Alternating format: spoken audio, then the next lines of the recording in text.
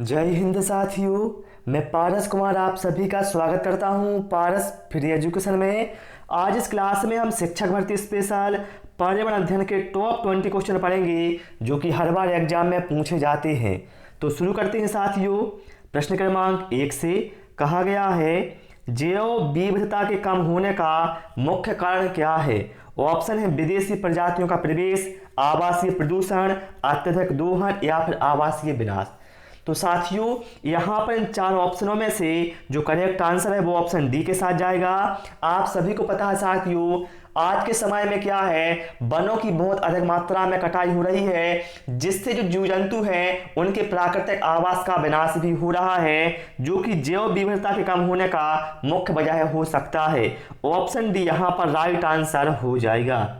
इसके बाद प्रश्न क्रमांक 2 पर आते हैं। शरीर के जोड़ों में गठिया रोग या कहा जाए आर्थराइटिस निम्नलिखित में से किसके जमाव की वजह से होता है?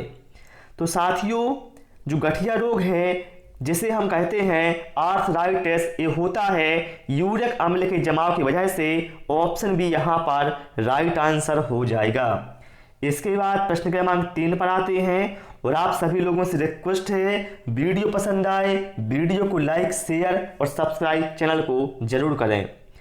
अगला है, वैज्ञानिकों की निम्न टीमों में से किसने सर्वप्रथम अंटार्कटिका के ऊपर ओजोन छिद्र का पता लगाया?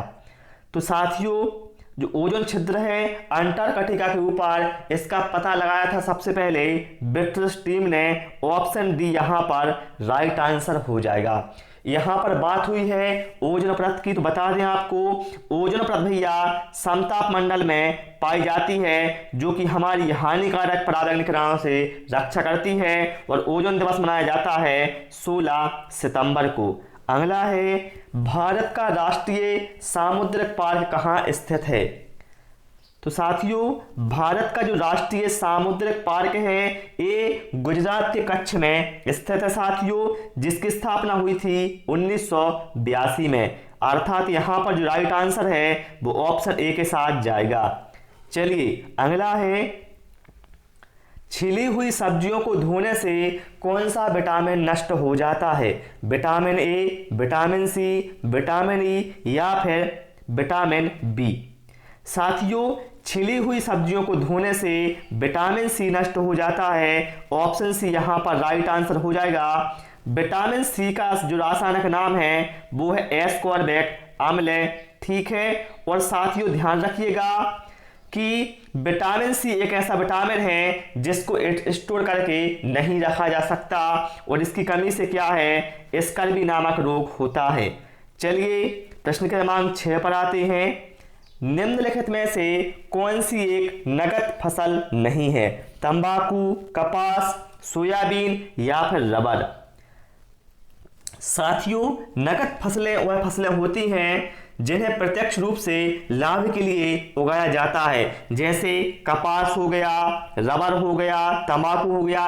ये सभी क्या है, नकद फसलें के अंतर्गत आती हैं। लेकिन जो सोयाबीन है ये नकद फसल नहीं है। ऑप्शन सी यहाँ पर राइट आंसर हो जाएगा। कपास को साथियों भारत में सफेद सोना कहा जाता है, और विश्व तंबाकू निषेध दिवस 31 मई को मनाया जाता है, ये भी आपको पता होना चाहिए। अगला प्रश्न क्या है, सर्वाधिक अम्लीय वर्षा प्रभावित देश कौन सा है? रूस, नॉर्वे, हैती या फिर मेक्सिको? तो साथियों सर्वाधिक अम्लीय वर्षा प्रभावित देश है Norway. Right answer option B के साथ यहाँ पर चला जाएगा।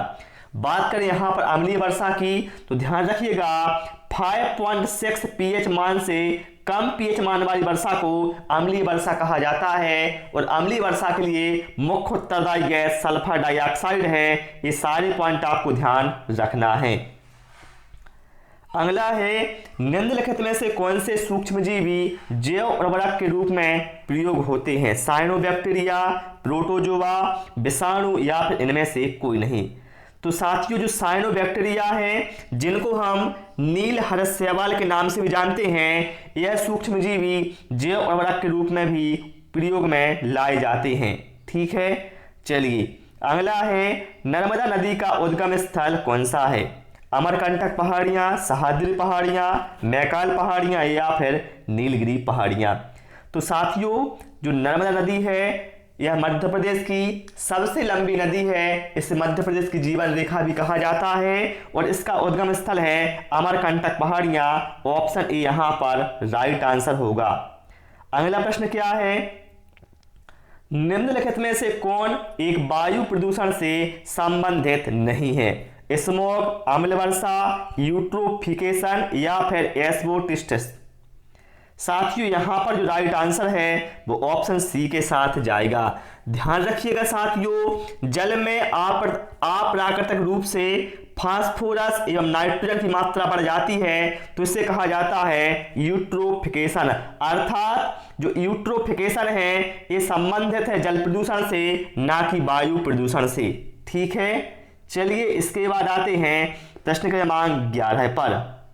निम्नलिखित में से कौन कृषि क्रांति के संदर्भ में सही सुमेलित नहीं है? अब देखिए यहां पर क्या है, सफेद दूध, मतलब क्या है, सफेद क्रांति दूध से संबंधित है, बिल्कुल सही है। और ध्यान रखिएगा, श्वेत क्रांति का जनक कहा जाता है वर्गीज कुरियन को, ये भी आप नोट कर लें।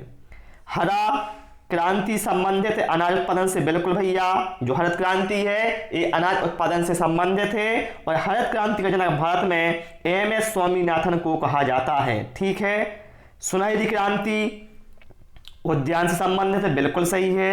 नीली क्रांति मुर्गी पालन। मेरे भाई, जो नीली क्रांति है ये संबंधित है मत्स्य पालन से, ना कि मुर्गी पालन से।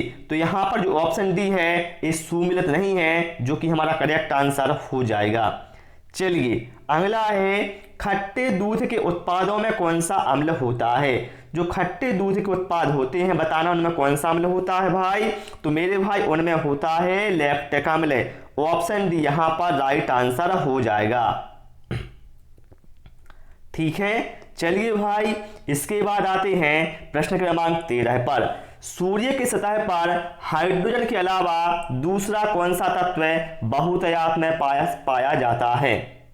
देखिए सबको पता है आप सभी को कि सूर्य की सतह पर सबसे अधिक क्या है, हाइड्रोजन है। लेकिन इसके अलावा दूसरा तत्व कौन सा है पूछा गया है, तो भैया दूसरा तत्व है हीलियम। ऑप्शन ए यहां पर राइट आंसर हो जाएगा। अगला प्रश्न क्या है, निम्न में से सूखा से निपटने के लिए कौन सा कथन सत्य नहीं है? देखिए जल संरक्षण पर ठोस कदम उठाना ये बिल्कुल सही बात है। सूखा से निपटने के लिए अधिक से अधिक वृक्षारोपण करना, बिल्कुल भैया ये तो सबसे अच्छी बात है। यदि आप वृक्षों को लगाते हैं बहुत अच्छी बात है। और मैं आपसे भी बोलता हूं, हर व्यक्ति को अपने जीवन में कम से कम एक वृक्ष अवश्य लगाना चाहिए। वर्षा के जल का संग्रह करना ये भी सही है, लेकिन यातायात के बढ़ाने पर जोर देना, इससे भैया सूखा निपटने पर कोई संबंध नहीं है। राइट आंसर यहां पर ऑप्शन बी के साथ जाएगा। भारतीय गन्ना अनुसंधान संस्थान कहां पर स्थित है? तो कहां पर भैया, भारतीय गन्ना अनुसंधान संस्थान ये है उत्तर प्रदेश के लखनऊ में। राइट आंसर ऑप्शन ए के साथ यहां पर चला जाएगा। क्लियर, चलिए प्रश्न क्रमांक 16 पर आते हैं। विश्व मधुमेह दिवस कब मनाया जाता है? बताएंगे आप लोग। विश्व मधुमेह दिवस तो भैया ये मनाया जाता है, कब मनाया जाता है? यहां पर जो करेक्ट आंसर है वो ऑप्शन, सॉरी माफ कीजिएगा साथियों, यहां पर जो ऑप्शन है वो मैंने लिख नहीं पाया है, ध्यान रखिएगा। विश्व मधुमेह दिवस मनाया जाता है साथियों 14 नवंबर को। ठीक है, ये ऑप्शन में टाइप नहीं कर पाया है, आप लोग इसमें ऐड कर लेना। कब मनाया जाता है? 14 नवंबर को। और 25 अप्रैल को मनाया जाता है मलेरिया दिवस, और 1 दिसंबर को मनाया जाता है विश्व एड्स दिवस। ठीक है, चलिए अगला प्रश्न क्या है, वर्षा जल का उपयोग भूमजल स्तर की पुनः पूर्ति के लिए किया जाता है, उसे क्या कहा जाता है? तो भैया उसे कहा जाता है जल संग्रहण। ऑप्शन ए यहां पर राइट आंसर हो जाएगा। ठीक है, चलिए अगला है, पेड़ पौधों एवं जंतुओं की सर्वाधिक विविधता विशेषता किसकी है? बताइए इन चार में से किसकी विशेषता है पेड़ पौधों एवं जंतुओं की सर्वाधिक विविधता। तो भैया कहां पर होगी, उष्णकटिबंधीय आर्द्र वन की विशेषता होती है मेरे भाई। राइट आंसर किसके साथ जाएगा, ऑप्शन बी के साथ यहां पर चला जाएगा। अगला है रक्त का थक्का बनने में किस विटामिन की आवश्यकता होती है। रक्त का थक्का बनने की यहां पर बात की गई है, तो रक्त का थक्का बनने में सहायक होता है विटामिन के। ऑप्शन बी यहां पर राइट आंसर हो जाएगा। पूछा जाए किस विटामिन को हार्मोन कहा जाता है, तो बताइएगा विटामिन डी को कहा जाता है हार्मोन। ठीक है, चलिए भाई अगले प्रश्न पर आते हैं। और आप सभी लोगों से रिक्वेस्ट है, जिन साथियों ने अभी तक वीडियो को लाइक नहीं किया है, वीडियो को लाइक कर दें, शेयर कर दें और चैनल को सब्सक्राइब भी अवश्य कर लें। मृदा अपरदन को कैसे रोका जा सकता है। मृदा अपरदन कैसे रोकेगा भैया, आप वृक्षारोपण करेंगे तो क्या जो वृक्षों की जड़ें होती है मिट्टी को बांधे रखती हैं, जिससे क्या है मृदा अपरदन रोका जा सकता है। और क्या है वृक्षों से जो जल का बहाव है वो भी कम हो जाता है। इसलिए यहां पर जो करेक्ट आंसर है वो ऑप्शन ए के साथ चला जाएगा। तो प्यारे साथियों इस क्लास में इतना ही। आपको क्लास कैसी लगी कमेंट बॉक्स में अवश्य बताएं। Thanks for watching this video.